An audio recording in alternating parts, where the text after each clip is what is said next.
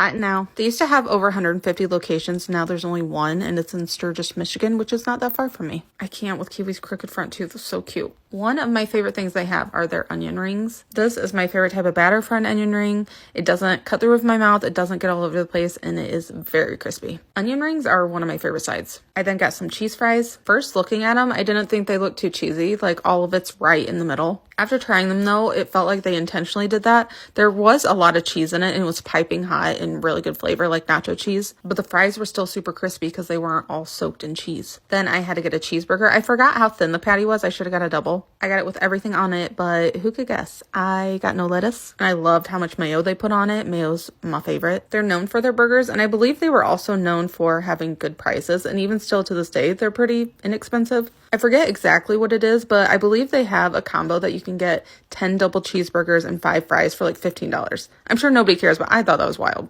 Happy Friday. All the things I ate at a brewery in the basement of an old church. This is a local place in Bryan, Ohio called Father John's. The upstairs still looks like a traditional church with incredible stained glass windows, but down below you can find a brewery with so many different things to see. This was probably the creepiest room. Under the table were these really old rock stairs that I assume leads to a cellar, but I was convinced something was going to crawl up it. Really cool atmosphere, but also the food was really good. And we got the largest order of cheese curds I have ever seen, and they were so tasty. They had so much flavor. The breading was light, but it was still super crispy, and the cheese was so gooey. I almost thought it was Monster. They were served with some sort of dill sauce that was really good. My meal came with some French fries that were so fresh and crispy. They also had really light flaky salt on everything, which I really loved. And I got a spicy chicken sandwich. It was made from chicken thighs, so it was super juicy, and they really know how to do light crispy breading. Everything was just so fresh and crispy and had so much flavor. I will say though that the menu is very small. Unless you go after 4, you get a little bit more options. This was my husband's bison burger. It had bacon, jalapenos, all sorts of stuff. And then we had massive chairs at our table.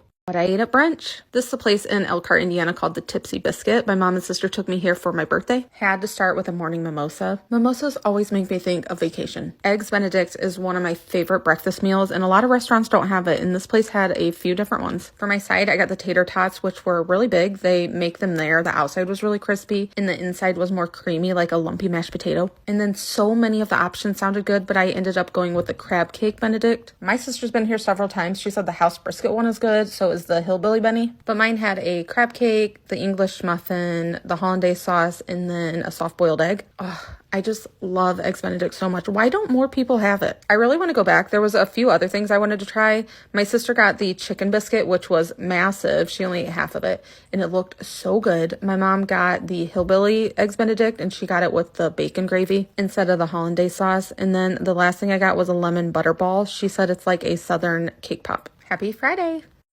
Cool places to eat. This is a local spot in Coldwater, Michigan called Trainwreck Grill and Ale House. This used to be a freight depot for grain, and these are my favorite types of places to eat. It's an ale house now, but you can definitely see the history still in the building. And the food is just as good as the atmosphere. For my appetizer, I got the Runaway Train brew fries. They had garlic brown butter, Parmesan, bacon, and a balsamic drizzle. Absolutely delicious, and the fries were still really crispy. Then for my meal, I got the Little River patty melt. It had cheddar and Swiss cheese, caramelized onions, and Thousand Island dressing on sourdough bread. This was absolute perfection. I love caramelized onions and sourdough, and it was super cheesy and juicy. And I also had to get some mac and cheese. This is called the Roadmaster mac. I'm not sure what all is in it, but it is super cheesy and super creamy. It also has those noodles that I love that I can never remember the name of. This is my 3rd time dining here, and each time that I come, I see something that I didn't see before. And definitely worth a try if you're in the area.